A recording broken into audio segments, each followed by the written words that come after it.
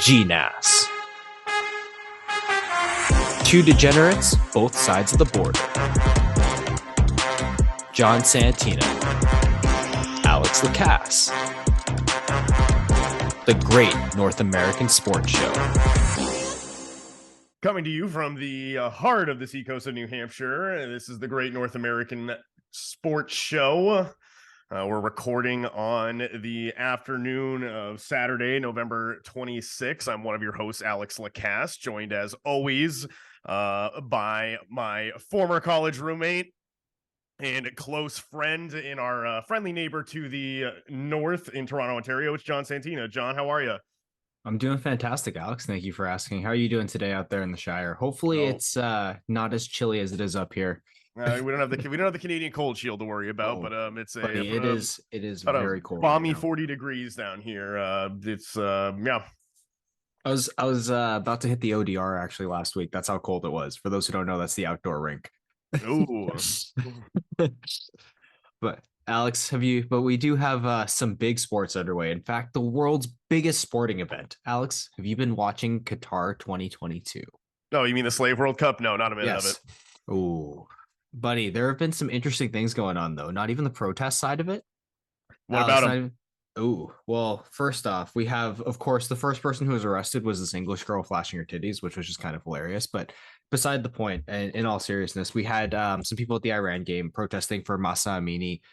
We had, of course, the German chancellor. My apologies for forgetting her name right now. I was about to say Andrea Merkel. I know that's not the correct one, but she was sitting right next to Gianni Infantino, the FIFA president, and essentially she was wearing the One Love armband, which was banned by Qatar for this tournament, which is known to be worn by all the international captains when they play. Another protest too from the German team is they all covered their mouths while taking a team photo. So some minor stuff, obviously not as much as we like, but we do like these teams coming forward and protesting a little bit. And we have seen some crazy stuff on the field too, Alex. Did you know that everyone from Saudi Arabia who's on that team was given a Rolls Royce for beating Lionel Messi? Yeah, I wonder if that's coming out of his sports ambassador paycheck as the future whatever ambassador of sports washing in Saudi Arabia that's waiting for Messi in retirement. There was a rumor though floating around that a few of the teams have bribed some officials. So I mean, I feel like that just goes hand in hand with what FIFA is. And also, by the way, the Belgian minister also wearing the One Love armband. Got to give shout outs where they are. Canada also doing a little protest statement, and of course the American team. So guys, a little claps to you guys protesting, but we do need some stronger statements here, as it was a little bit fucked up how they got this tournament started. Yeah, I feel like that's one way to get locked up abroad is flash your nether regions. Oh, so apparently there was someone who got pickpocketed live on air, and the police asked, would you like this person deported or jailed? So things are a little bit different there, Alex, but we have quite the show planned ahead of you. That's enough about the World Cup for now, because we had American Thanksgiving. We do have to specify just because of our viewers in Canada. So happy Thanksgiving to all of our American friends and listeners and viewers if you do happen to absorb this show on YouTube. We'll start with some good classic American football on Thanksgiving. Alex and I, both of our teams were in action. We'll tell you whether it was good or bad and if anyone really got a turkey leg. Nathaniel Hackett, he's going to steal the show again with another prime edition of bad football. Nathaniel Hackett, you are going to have this segment named after you shortly. Just wait till he gets fired. Oh, I know. It's got to come soon, man. The Thanksgiving NHL report cards are out. We know this is the unofficial marking where every GM just now it's time to act on our notes. Well, who needs a facelift to their roster? We'll tell you and why. And of course, we'll hit the open court because who might have played their way out of the generational talent Victor Wembanyama and the Victor Wembanyama sweepstakes. And then, of course, we'll close out the show with This Week in Social Media and everyone's favorite segment, Degenerate's Corner, because we had a big winner last week hit his parlay, Mr. Alex Lacasse. We're going to keep it rolling. Staying hot, right, baby. Let's jump right into it.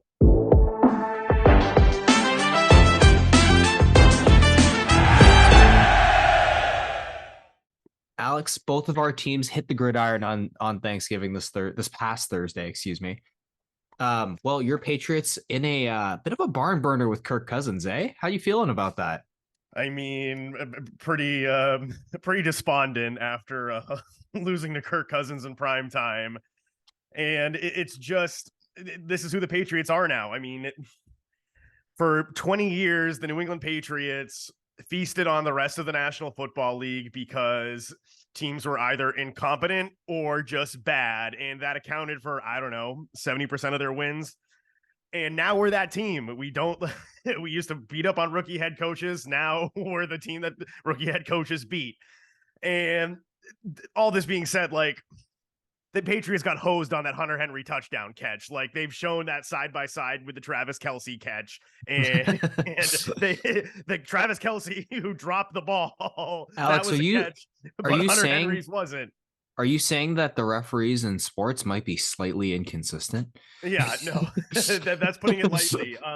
Our friends over at OptaStats, the Patriots, so going into this game, NFL teams in the Super Bowl era, regular and postseason, were 170-0, John, when all of these things, when all of these factors hit. Scored at least 25 points, had 400 or more yards. They outgained their opponent. They completed 70% of their passes, had less than 60 penalty yards, no turnovers, and no missed field goals. 170-0, and the Patriots found a way to lose that game. And it would have been interesting had that touchdown counted, and instead of Kirk Cousins having a 7-point lead in the fourth quarter, how he may have puked all over himself in a tie football game in the fourth quarter in a primetime game on Thanksgiving against the Patriots. But that didn't happen, and the Vikings were able to coast. And so, I mean, it's almost not even worth talking about the Patriots. They're going to beat up on the really god-awful, poorly run football operations that the two of which we're going to talk about in bad football coming up. And one of whom the Bills beat in their Thanksgiving game. But so the Patriots are never going to bottom out and be in the running for, a top 3 draft pick, but they're going to be a consistent, 7-10, 10-7 team until Belichick realizes that to win in the National Football League, you need elite quarterback play and you need at least one elite pass catching option. Your boy Mac Jones, though, going for 380 plus yards. Yeah, I mean, he's an average quarterback, and average quarterbacks play well at times. And I think, in a dome, and I think you saw an average quarterback win that game. Like, I think Kirk Cousins is the barometer in the NFL. If your quarterback is better than Kirk Cousins, you have a chance at winning a Super Bowl, assuming you have a decent supporting cast around him. Your quarterback Alex, is Kirk Cousins at worst, you're not winning jack. Alex, the curse speaks for itself. You lose to Kirk Cousins, you don't make the Super Bowl, buddy. You're not making the Super Bowl this year. I don't get wrong. I don't think we thought your team was making the Super Bowl. Neither was mine. But the Kirk Cousins curse speaks for itself, man. It is undefeated like Father Time. Right, and I guess that's a more reliable stat than scoring 25 points, posting 400 yards, outgaining your opponent, completing 70% of your passes, fewer than 60 penalty yards, no turnovers, and no missed field goals. I guess the Kirk Cousins curse is more steady than that statistical. It's got some pull, buddy. Reality that I just outlined, courtesy of OptaStats. John. At least your Giants found a way to cover the number in Big D. That's right. The New York Football Giants are covering machines, and that is the reason to be proud of these sons of bitches. They actually got kind of worked throughout most of that game. The offense, Kayvon Thibodeau, I thought was exceptional in terms of how he was able to get pressure it seemed almost every play. I think they said it was actually 42% of his stats. The Giants played a competitive first half. It's just they came out came out at halftime and they just had no answer. They were very flat at halftime outside of Kayvon. Dak Prescott, I thought, was fantastic in the second half. Tony Pollard was just productive every time he touched the ball. It felt like, in addition to that, Micah Parsons, an animal on the line, just destroyed Andrew Thomas, who's been graded by Pro Football Focus as one of the top offensive linemen this season. But I thought this game in the second half in particular, it spoke volumes to just the difference in the quarterback play. Dak really... he honed in on what they struggled in the second half. CeeDee Lamb had a monster second half. I thought Dallas was really able to move the ball, and kind of get themselves into good positions, whereas the Giants oftentimes around midfield would really, really struggle. And it came down to, in particular, Daniel Jones in the passing attack, just because when the Giants can't just strictly run the ball, they struggle to win games. And there's no way that this passing attack, especially without an elite option at receiver, is going to be able to take the top off of a defense. And yeah, I think they're in trouble in the second half, my friend.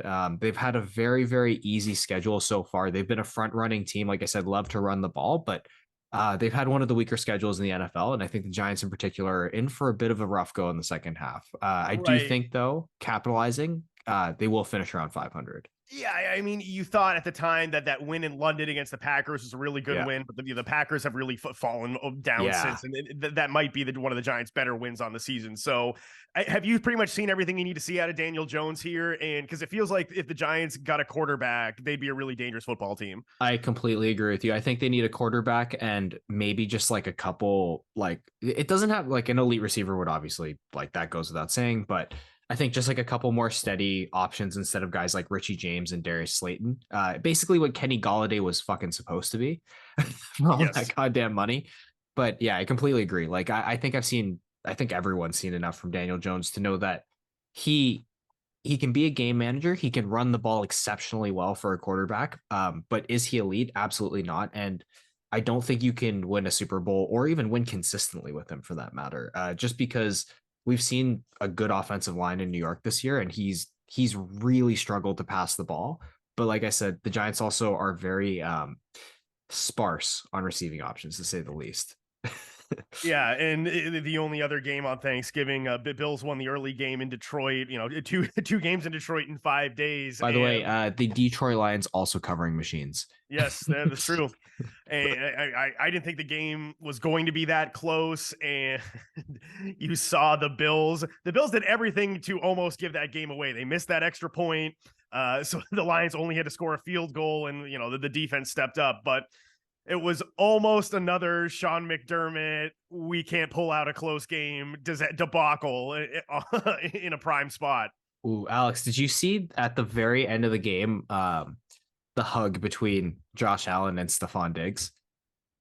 Yeah, they were those guys more were like than anything. Yeah, exactly. That's what I was about to say. Like that felt like, oh my God, we almost fucked that up.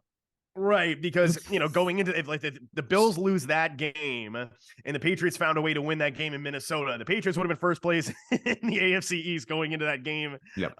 Going into the Patriots Bills game this week, this week, and Patriots are probably going to get their ass smacked there. And speaking of ass smacking, John, Nathaniel Hackett is this fucking guy ugly head in bad football. And we're going back to last week, but I wanted to make note of this game because this is an all-timer, John. The Broncos have the lead, have a 3-point lead. They're obviously running out the clock on first and second down. They get to the 2-minute warning. It's 3rd and 10, John, coming out of the 2-minute warning. You had that entire television timeout to decide to pass the ball.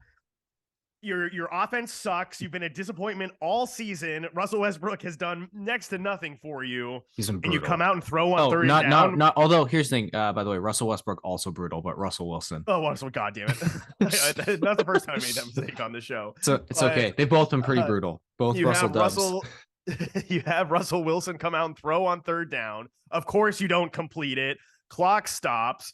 If you just hand the ball off there, the Raiders get the ball back with maybe a minute left, and they have to go length of the field, tie the game with a field goal.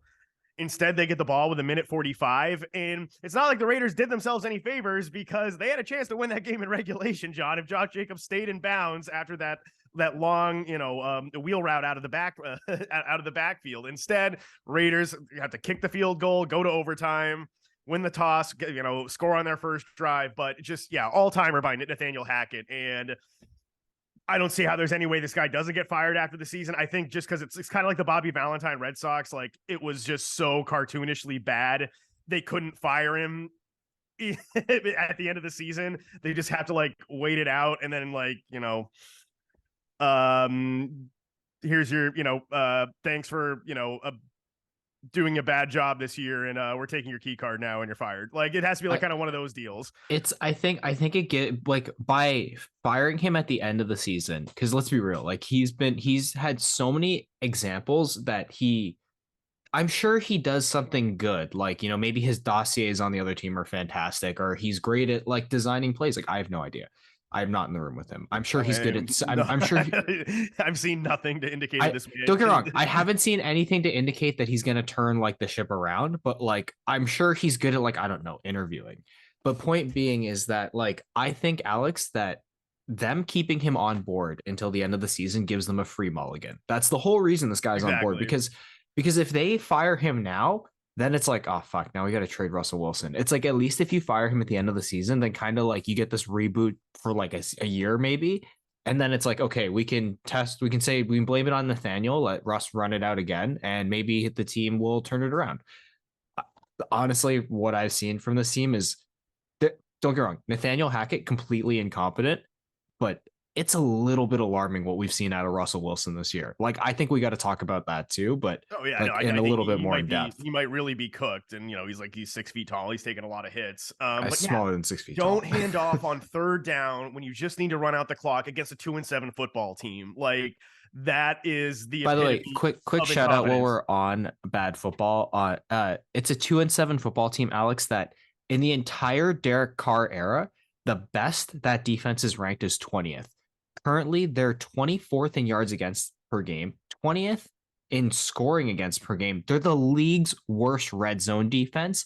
And in Derek Carr's career, just to give you how bad Nathaniel Hackett's play calling was against this team, they are a career 26.3 points against in Derek Carr's career, this defense. That is the worst since the AFL NFL merger. And he couldn't That's figure it out against them either. that's all time bad. Yeah. And dude, Nathaniel Hackett couldn't figure it out against an all-time bad defense. Well, and again, if you just hand the ball off, like I like my chances with that There you go. horrible. Yeah, I like my chances with that horrible Raiders team to not be able to put a field goal drive together and tie the game. And it's hard being right all the time, John. Alex, if only they let you in the room with Mayock, or I guess it's not Mayock, it's I guess it'd be John Elway, right? I don't even. I think he stepped back from like personnel. I don't even know who their GM is, but I don't know. he hired We'll look it Nathaniel up, Hackett, so he can't be that good. He can't be that smart. So the point being is that a committee of me and you could probably do better than him. We could just flip a coin every decision. I'm sure it'd be better than Nathaniel Hackett anyway. Yes, or have a freaking like otter like throw balls into a bucket of like runner pass. We'll do it South Park style. We'll put all the plays on a board and we'll chop a chicken's head off and then let it run around. That'll figure it out better than Nathaniel Hackett, man. Just like South Park deciding the market. Yes. And so, John, just keeping with our Thanksgiving theme, like you mentioned off the top, this is when NHL teams are deciding if they are buyers or sellers, or if they are going to go for it, if they're contenders, if they're out of it. When you take a look at the league, who do you think needs to make a move, and who, what players are on your radar is probably getting moved to fill that void for these teams? So, I mean, this is like, of course, like you said, the unofficial report card season in the NHL. I don't know why that is. It really bothers me because nobody makes a trade at Christmas. So, But Alex, for this, I tried to do it, but with one team in each division that I think has to make a move. And we'll start with the Central Division because there's one team that stands out more than the others, and that is the Chicago Blackhawks. They suck. Stop wasting everyone's time. Just get rid of all of your good players. All of them. Like, eat half the cap. Do what you got to do. Patrick Kane, Jonathan Taves, free agents at the end of the year. Stop wasting time. Like, Kane is visibly upset, yelling at his teammates. Like, guys, like, just get the show on the road, trade people. We already know you're playing for Connor Bedard. And if you don't get him, you're going to tank for the next 3 years. So you're an awful run franchise. We hate the Chicago Blackhawks on the show. And of course, please trade Patrick Kane somewhere good so we can watch Patrick be happy and play the best hockey, which is the most entertaining hockey, and watch those hands do damage in the playoffs. That was my first team, Alex, the Chicago Blackhawks, because God. Yeah, and another slow-moving target on this program has been the Vancouver Canucks, and certainly there are pieces there that you think would get ripped off too, right? Oh, 100%. The Canucks are. I love, by the way, that we called it out when the Canucks won on the day that we ripped them, and we're just like, fuck, maybe they're gonna they're going to turn into a wagon and maybe turn the ship around. Absolutely not. No, we were right. The Canucks are awful. They're a seemingly divided locker room. If I'm them, Bo Horvat, pending free agent, that's who I'm looking to trade. And more in particular, the man who started this locker room divide, if I'm running the Canucks, is who I trade, which is JT Miller. JT Miller, and you may have heard this on other networks if you're a big hockey fan, he is one of the most visually, I don't know, it's like weird players to watch because he's so good on offense and so he's like James Harden. Like he just doesn't care on defense and he's capable of so much. And it's clear that like the players like him and he's a leader in the locker room, but yeah, like he's a player that I think if he's in the right circumstances with a good leadership group already in place, he could come in and be just like a game changer on the left wing for like a number of teams. And then Alex, we move, of course, to old reliable. Just like I called in our season preview, they're back, the New York Islanders. Alex, we got to go to the Coliseum, my friend. Yeah, I missed the old Veterans Memorial Coliseum out in where the hell out on the island. I don't know what town that is. East Hampton, whatever. Something like that. It's far. Either way, but they're back. They're good. They play a very, very tough style of hockey, as the Islanders do. Their identity is back intact. Last season, a lot of people thought they may have lost their way. Realistically, that wasn't it. They started, I think it was the first 15 games on the road. That'll fuck up any team, guys. It's dysfunctional when you can't play in your own building or at home. Guys being away from their families that long is not good. So they had a very rough start to the year last year. This year, they're the second best team in the Metro Division. And personally, as always, in very classic Islanders fashion, they need a big splash up front. The big rumor was that they were going to get Nazem Kadri because his free agency lasted so long, and the Islanders are traditionally the team that announces these signings very late into the summer. But because of that, because he eventually joined the Calgary Flames, that still leaves a hole open for the New York Islanders. And I personally think that they should be looking at the aforementioned Canucks forwards, maybe Patrick Kane. But the guy that I really have circled here is Vladimir Tarasenko. He battles hard. He can score in the playoffs. He's a proven, just like year in and year out, he produces points. He's good for 30, 35 goals. I think this is the guy that if you're the Islanders, he's played with a number of different centers, a number of different other left wingers. You can put him anywhere in the top six and he's going to produce. He'll be perfect for their first unit power play next to Matt Barzal, who just loves to pass the puck. That's the guy who I have circled if I'm the New York Islanders. And they got the pieces to get it done. Because again, another pending free agent. Like you're going to find a theme with this. I picked a lot of pending free agents for these teams, just because of course the price is lower, as we're finding in a flat cap world. And Alex, our final team. Yeah, your Toronto Maple Leafs, John. How are they going to win a playoff series? Yeah, that's fucking why, dude. Because like honestly, something like you want to know what's fucking crazy? I've hammered them on this show a little, not too much, but a little bit, just because, like I said, they're going to turn it around at some point, but they've notably played like garbage. They're fourth in the NHL. Like, that's how fucking talented this team is. Like I said, they have the talent to win the President's Trophy.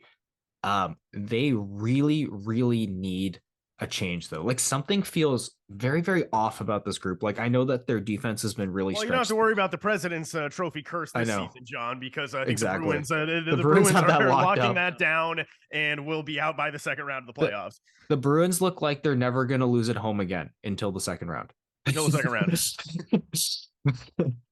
But yeah, the Leafs, something feels stale about the group. And I get that their defense has been stretched incredibly thin. They just made a deal for Connor Timmins, former Sioux Greyhound, Kyle Dubas' favorite, Sioux Greyhounds.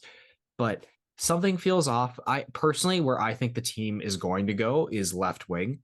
Sheldon Keefe, their head coach, has been playing musical chairs at the left wing position, just scratching guys, bring guys in, like whether it's Alex Kerfoot rotating in on the top six, Nick Robertson, Michael Bunting. I think he's even had Pierre Engvall up there for a little bit, which is fucking stupid. I hate Pierre Engvall, but most frustrating player in the NHL. They should get rid of that guy. But I think that they're going to look at a left winger. The Leafs are different, though. They need, like I was saying, something to change. Like, they need a guy who, when they're doing this bullshit and they're falling asleep after one shift, he's going to crash the crease and start a line brawl. Like they need kind of like a guy who has a few screws loose. Obviously, the perfect player for them would be Tom Wilson. There's 0% chance the Caps ever trade him. I wouldn't either. The perfect acquisition for the Maple Leafs actually would be a college player who they've drafted, which is Matthew Nyes. Matthew Nyes, the U.S. Olympian. It's a bit of a cop out answer, but they need to convince that guy to leave school. And I'm kind of convinced that he's going to leave the Maple Leafs because of how a trade rumor last season played out. But if not him, I would target maybe a Yanni Gord. Like you need a tenacious player who's just going to lead the fight.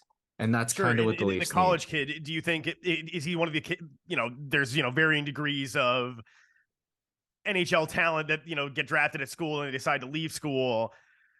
Do you think he could be more like I mean, it's a very extreme example, but a Cale Makar and just step in and make that much of a difference? Not that much of a difference, obviously, and but in terms of like stepping in and being a contributor right away, yes. Matthew Nyes is a 6'3", 230-pound power forward. He dominated the Olympics for the American team, even though he was an 18-year-old, and he went to the World Juniors, dominated there too. He's a fantastic player. He's ready right now. The Leafs even offered him a contract, and they know that he could step in probably right away, at least onto their third line. The reason he went back was to the rumor is to win a national championship. I personally believe part of the reason is because last season he was involved in a trade rumor for Brandon Hagel. His agent probably found out about that and is not very happy. So I could imagine that he might be thinking, okay, I can play out my years at Minnesota and then become an unrestricted free agent and sign wherever I want. And also at that time, Austin Matthews may not be on the team just because that would be 3 years from now. So a little bit down the road if he stayed at Minnesota. But I personally think he is the perfect fit for the Maple Leafs. But like I said, that one is a whole one that I think they may have screwed up just due to an internal news leak, which is kind of unfortunate. But it definitely is. So is life. Alex, we'll take a quick break and then we'll jump to open court. And we're back and it's open court time. Alex, bang the gavel, bang the gavel. Oof. Alex, well, before the season started, we had a big shout out to some teams that we thought were going to basically trade players that could shoot the ball or basically do anything correct because of the generational prize that's at the draft. Victor Wembanyama. Yeah, as a bandwagon Jazz fan, John, I'm kind of conflicted right now because I wanted the Jazz to get the generational talent to keep him away from around, to keep him away from other teams that might be a little bit closer, and to see what the Jazz have done this season. And it's almost like they needed to. They're going to have this philosophical complete 180 because of how successful they've been, and really no one saw that coming after you trade Donovan Mitchell and Rudy Gobert, and it's like, did those guys just hate each other like poison? And like that was the how this team was getting jammed up, because like for a team to pry Jordan Clarkson loose now, like that's gonna, like Danny Ainge is gonna want someone's firstborn for him a lot, because he's been a straight killer closing out games, coming off the bench as a six man. But the other thing too is the emergence of Lauri Nowitzki Markkanen. We always say that big men take time, and I mean Dirk Nowitzki. I mean, you brought up Dirk Nowitzki, like. I don't think anybody thought that he would be the best stretch four in NBA history when he was first drafted. Like, it definitely took a little bit of time for him to become an elite, like, offensive player. And maybe that's what we're seeing with Markkanen now. Like, he's finally developed his game to the point where, like, he's a very consistent stretch four, and maybe one of the best in the league right now. At least, he's doing what Kevin Love was doing. He's been fantastic. He deserves an all-star berth. And also just a quick shout out to Mike Conley. Like Mike Conley, this is, again, just always what he's wanted. And he's used to managing teams like this where the sum of the team is greater than its parts. Like they don't have a star player, the Utah Jazz. And that's actually one thing I wanted to ask you with you, Alex. You mentioned it off the top of the segment. It's going to be a 180 in terms of their philosophy. Like when we started this year, we thought, like, if you're running the Utah Jazz, you thought we're going to tank.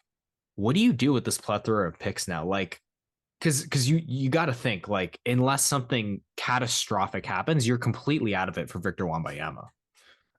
Right. And so there was talk that like, I mean, I saw this report's like, oh, the Knicks are going to target the next superstar player, whoever comes available, whether it's Karl Anthony Towns, whether that's Shea Gilgeous Alexander. And we talked a little bit about SGA last week, in that I think there's no way the Thunder trade him this year, because if you're sold on Wembanyama as being this transcendent player, SGA is still young enough where, and if you're the Thunder especially, like, you can build a package around him, all your picks and whatever young bodies that, you know, the team acquiring them would want.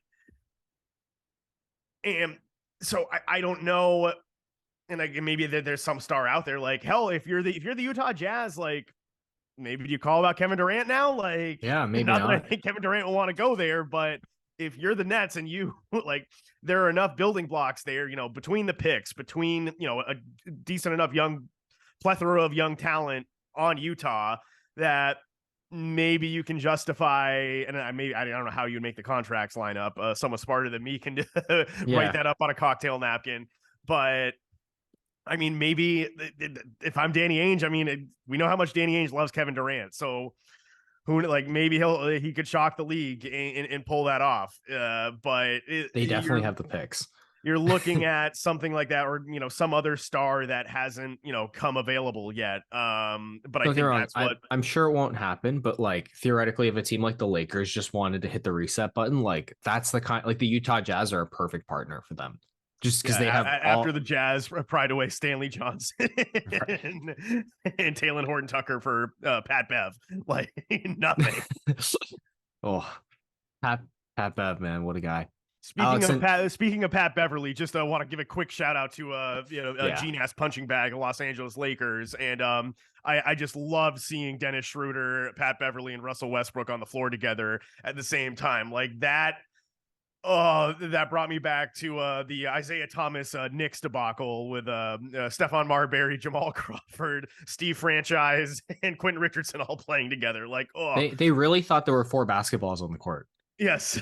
Oh, they're just so good. But yeah, John, who else among these teams has surprised us and really played their way out of the Wembanyama sweepstakes? Well, one that I'm looking at is the Indiana Pacers. Excuse me, Tyrese Halliburton. Oh my God, what were the Sacramento Kings thinking? By the way, we got to spotlight that dumpster fire a little bit later this year. Well, the Kings are like the second best offensive fine, team in the though. NBA. Yeah, like they're fine, but dude, like letting go of Tyrese Halliburton was a mistake.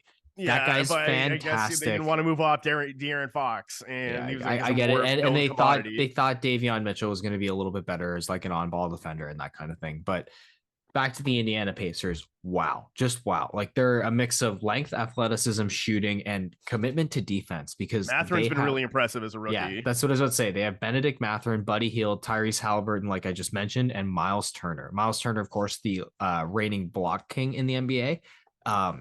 This is a team that they can play any way you want. They seem to have lots of depth with a lot of these young players playing. I'm going to call it what it is, which is above what we thought they could be. Like you mentioned, Alex, Benedict Mathurin just really stepping up, and he looks like he could be a potential star in this league for a while.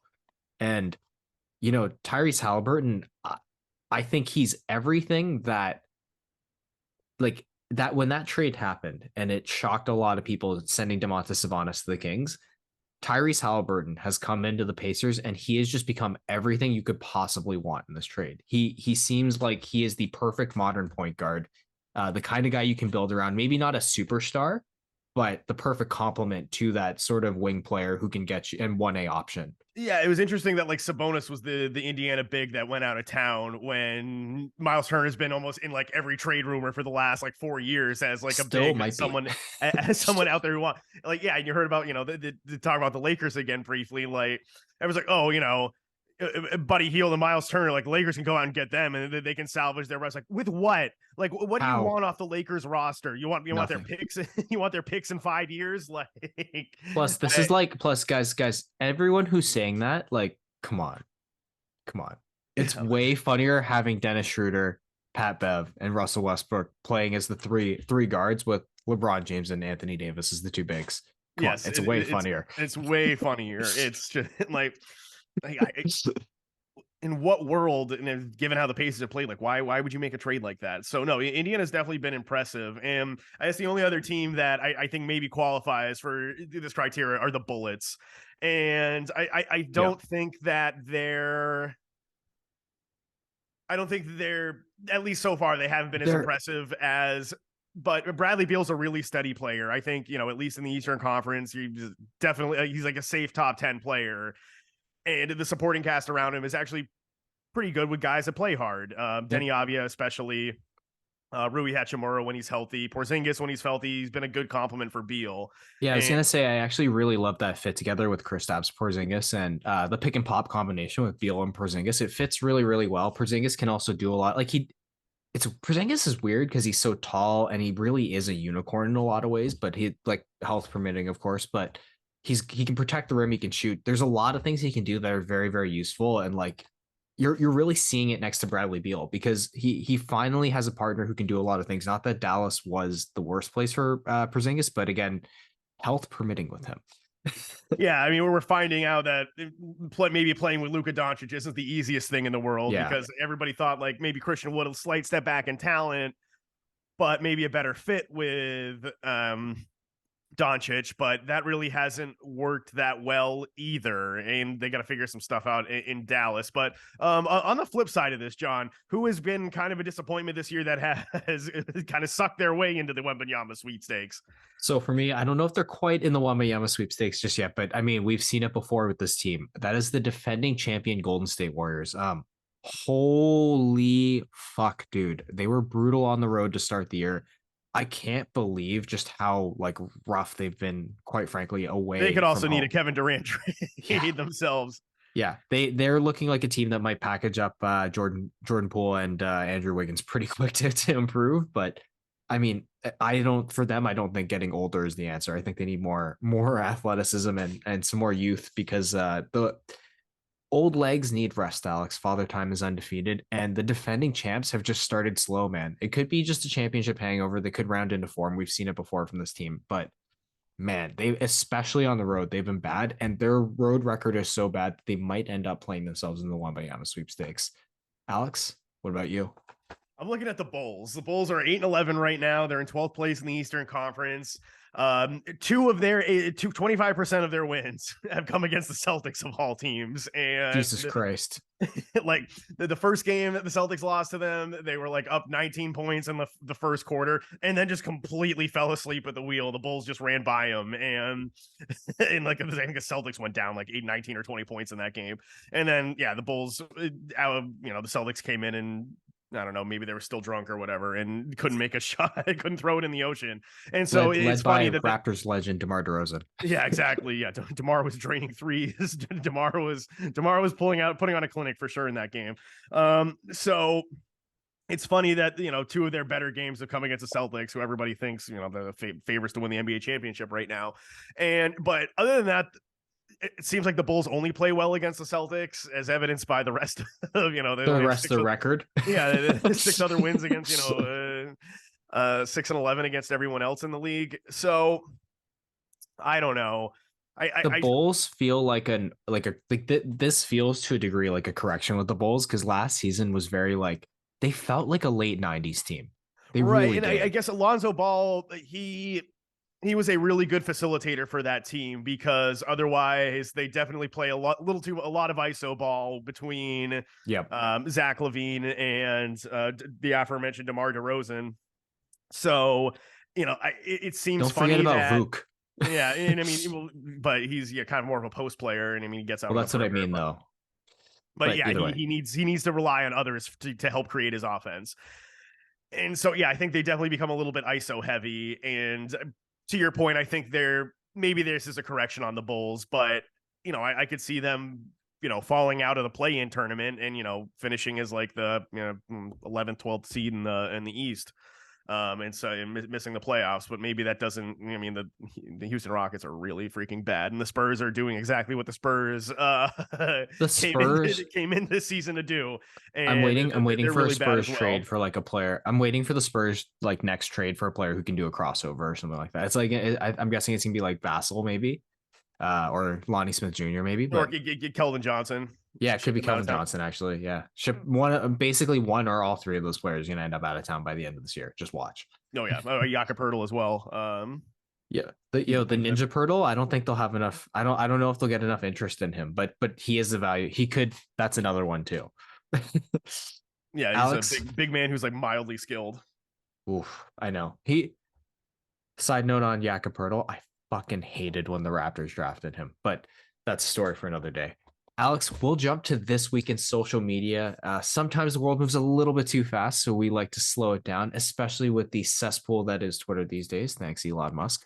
Alex, what is your social media shout out this week? Yeah, it's a little word to the wise. College basketball has started. This past week was a feast week, and just this is your annual reminder from GNASS. Just never bet on the Gonzaga Bulldogs. And don't get me wrong, I love Gonzaga. It's America's team playing out there, the little Jesuit school in Spokane, Washington. I do love they're never gonna win logo. an NCAA championship. It's just never gonna happen. So don't even think about it. Come tournament time, Gonzaga is gonna be a 1 or 2 seed.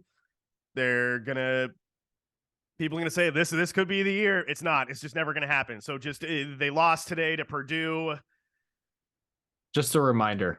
So just this on this week in social media. This is just my courtesy to you to never ever believe that Gonzaga will win an NCAA championship. So just don't. Yeah, just John, honestly, if they make it that far, just bet whoever's playing them. Yes. Just bet whoever's playing. It doesn't matter. Blindly, yeah. You'll be fine. They'll cover. John, where are you going for your social media shout out? We have a loss in the Maple Leafs family. Yeah. So the Leafs lost Borje Salming this past week. Borje Salming is a Hall of Fame defenseman. He's the first Swede ever inducted into the Hockey Hall of Fame. He's the first Swede actually to come over and play for a major team. He really was the trendsetter for basically all the Europeans that we see today in the game, outside of course, like the Russian players, because that's obviously another story. But Borje passed away from ALS this past week. He's 71 years old. One of the craziest, most in shape Leafs defensemen, even after his retirement. One of the toughest players ever to play the game. And unfortunately, we lost Borje this past week. So shout out to the Maple Leafs for remembering him. And I hopefully for the rest of the season, they'll be wearing the Borje Salming patch on their jerseys. So Borje, all of our thoughts and prayers are with you and your family. And please rest in peace. All said, John, and we'll turn the page to Degenerate's Corner. Sometimes she goes, sometimes it does. She didn't go. It's the way she goes. 22 black, 22 black. Ass, son of a bitch. The fucking way she goes, he said. Oh, no. Why did I bet the company payroll? Oh, Gil's in a lot of trouble. Can the boys beat the number? We'll find out on Degenerate's Corner. It's the way she goes, buddy. The fucking way she goes. All right, here we go. Little bit of a sad note before Degenerate's Corner, but this should brighten things right up because we had a big winner on Degenerate's Corner. Yes, that's right, John. If you if any of our listeners happen to be tailing old Alex here with Alex Investments, and you threw down $1 on a parlay with that was plus 1038 last week, you'd be $11 richer, John, as I was, because fueling our bets for this week. So starting on November 19th, the Jazz were live dogs. They easily covered the +4 in Portland. The Clippies won by the really bad Spurs. Beat them by a 22 piece. LSU cruised to a victory against the University of Alabama Birmingham. Warriors got that first road win. Was a little dicey, but they got the job done in Houston on last Sunday. And the NFL, Ravens won in a tractor pull 13-3 over the Panthers. Eagles, that was the most dangerous one of the weekend, but they won a last second field goal against Jeff Saturday's Colts. The coach celebrating was very reminiscent of Pat Bev celebrating when Minnesota made the playoffs. Yes. And Bills easily beat the Browns. And Rangers got it done in the Shark Tank, and so that again paid out a 1038. Put $10 on it to be $110 richer, but our bankrolls are a little bit limited. Also, the teasers keep cashing. John, my best bet hit. Bears lost last second field goal, didn't matter because we had them at +9. I shouldn't have crossed bets, but I got lucky here. Eagles did win against the Colts, as we mentioned, and the Browns and Bills stayed under 56.5. Ooh, there you go, buddy. I needed all 56 of those points. Oh, what a week. Yes. So a good weekend at the old window for Alex. How'd your best bet do last week, John? I did not win either of my bets, Alex, especially the one for Leon Draisaitl. I actually checked the game score after this. So I bet Leon Draisaitl versus the LA Kings to get over 3.5 shots. So this fucker had 1 goal and 1 assist. He had 1 fucking shot on net and he scored. Like that's efficiency, John. That is yes, exactly. This man is for efficiency, not volume, and I got to respect part of that, but also it made me a little bit lighter in the wallet. So, Alex, we move on to this week. Since you have the hot hand, my friend, you will go first. What is your best bet? So we're gonna stay hot by going back to the well, John. These teasers at plus money. A lot of people do 2-team teasers. Here on GNASS, we want to give you the candy. So these play at +160. Again, moving the line 6 points. To however we want to whatever we think will be a better number. So we're gonna start with the Titans. They're gonna cover 8.5, starting with 2.5. We're gonna tease it up to. 2.5. We're going to tease it up to 8.5. So they just got to stay within 9 points of the Cincinnati Bungles. I think they should do that. The Raiders coming off a big win in Denver. We're going to tease them up to +10 against the Seahawks. I mean, laying 10 points is a lot in the NFL, and it's still Geno Smith. Geno Smith has plenty of time to turn back into Geno Smith, people. It's a long season. And we're going to tease the 49ers. They're laying 9 points against the Saints. We're going to tease that down to a -3 and get us to that key number of 3. And hopefully they can beat the Saints by more than a field goal. John, what's your best bet? My best bet, we are going to go to the World Cup. We talked about it a bit off the top of the show in terms of some things we've seen off the field, some wild things we've seen on the field, Saudi Arabia. But we are going to look to Canada to beat Croatia.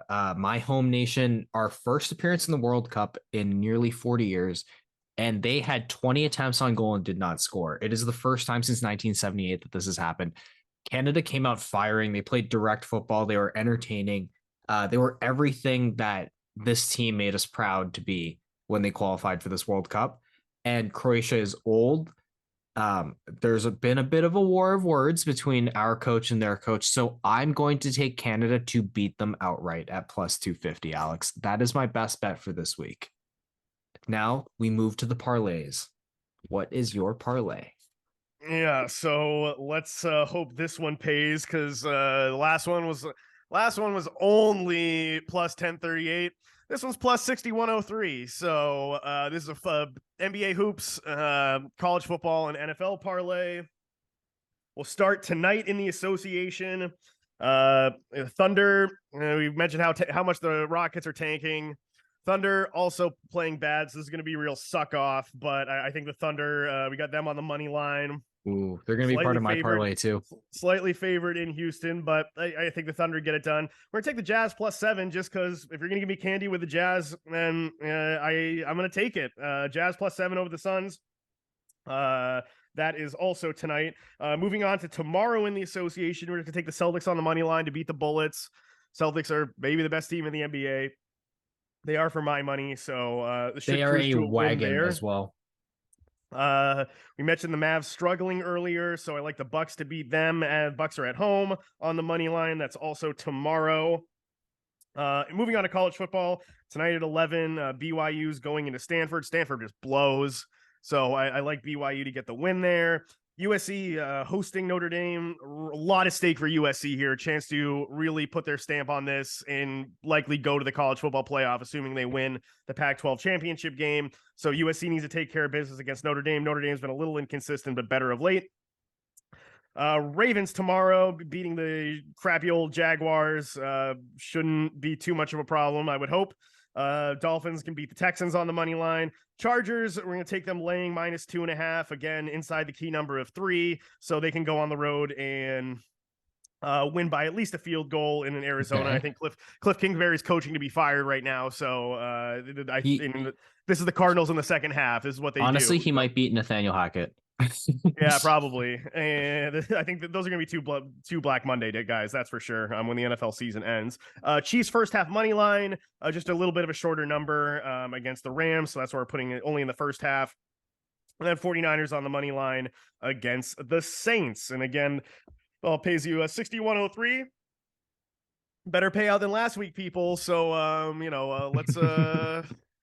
let's hopefully close that one as well. And but that's why they play the games, John. Where are you going for your long shot or parlay, John? Ooh, so my line isn't quite as tasty, but still a tasty one at plus 1806.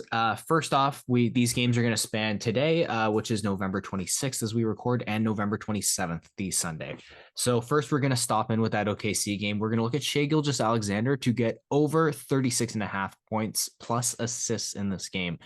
Shai is absolutely rolling this season. He's averaging 31 points a game. About 6 assists, but we've seen it this year. He's just been a destroyer of worlds. I fully expect him to clip it tonight against, I believe it's the Houston Rockets. Yeah, the Rockets are terrible. Exactly. So. I don't exactly expect them to do much defending against him.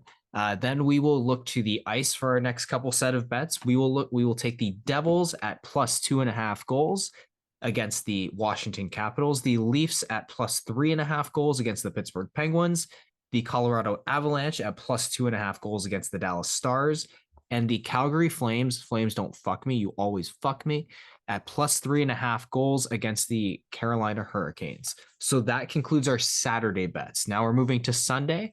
First off, Canada, like I said, 21 shots on goal, no goals. First time since 1978 that's happened. This is a team that's starving to score. I think not only do they get the over 0.5 goals, which is what I'm going to take, but Jonathan David is going to get that goal. We are going to take Jonathan David as the anytime goal scorer against Croatia. By the way, I expect this to be about a 2-1 game for Canada. And then to close out our parlay, we are going to take the Tampa Bay Buccaneers against the lowly Browns. One more week on the Deshaun the Rapist suspension. So I still think the Browns are easy money and easy pickings for anyone they play or should be. And again, I know it could be the last stand of Jacoby Brissett. So, oh God. Oh God. But like I said, again, that gives you a plus 1806 line for our weekend parlay. Alex, may the odds forever be in your favor, my friend. All right. Thank you, John. Same to you. Oh, thank you. Well, I guess that concludes today's show as we just walked you through, of course, our favorite segment, Degenerate's Corner. So thank you for listening. Thank you for watching. Like, subscribe. Please hit the bell as it helps the algorithm. Alex, do you have any closing thoughts for our viewers, our listeners, depending on how you absorb the show? Don't watch the World Cup. Friends don't let friends watch the Slave World Cup.